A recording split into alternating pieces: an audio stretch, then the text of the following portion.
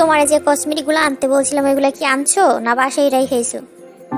এই কথা বললাম কেন জানো, তোমাকে যখন যা আনতে বলি তখন তো তা আনো না, বলো এই রেখেছি, এই টাকা নাই, ভুলে রেখেছি, এটাই সেটাই করো। আরে থামো তো, তখন থেকে বলতেছো বলতেছো, আমারে বলার সুযোগ দাও। ও এখন দেখি তোমার মুখে ভুলেও ফুটেছে, এখন আবার থামতে বলতেছো? কোন সময় ঠিক কাজটা করো তুমি আমাকে একটু বলো তো। মানুষ ঠিকই বলে, ছেলেরা যখন প্রেম করে ছেলেরা গাধা হয়ে যায়, আমিও একটা গাধা হয়েছি। তুমি তো আমার সাথে চিল্লাচ্ছ চিল্লাচ্ছ চিল্লাচ্ছ, তুমি আমার সুযোগ সুবিধা দেখবে না, না আমি শুধু তোমার সুযোগ সুবিধা দেখবো? তোমার সাথে আমি ব্রেকআপ করে দিলাম, তোমার সাথে আর সম্পর্ক রাখবো না। ও তাই, ব্রেকআপ করতে চাও? এক্ষুনি ব্রেকআপ করে ফেলি, তোমাকে দিয়ে কিচ্ছু হবে না, তুমি এখনই আমাকে কিছুই দিতে পারতেছো না, বিয়ের পরে যেন আরো কত বোকাবে। যাক ভালোই হয়েছে, ধন্যবাদ ব্রেকআপ করার জন্য, এ কথাটা আগে বলতেই পারতে।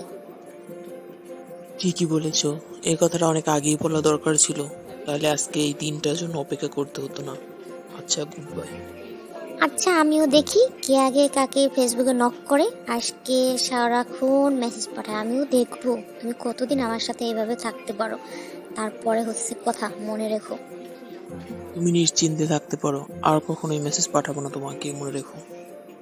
আমিও দেখি কতদিন আমি নিশ্চিন্তে থাকতে পারি। তুই যদি ফের তার আমাকে ফোন করিস অথবা মেসেজ পাঠাস তখন দেখে নেবো আমি। যা ওঠ। তোমাকে অসভ্য বললি, মনে রাখিস কখনোই ফোন দিব না, কখনোই না, তোর চেয়ে অনেক ভালো ভালো মেয়ে আমার পিছনে ঘুরে। এক্সকিউজ মি আপু, আপনার কোনো হেল্প করতে পারি কি? হ্যাঁ আমাকে একটু হেল্প করতে পারেন, ওইখানে যে বসে আছে টেবিলে ওর কাছ থেকে টাকাটা নিয়ে নিন।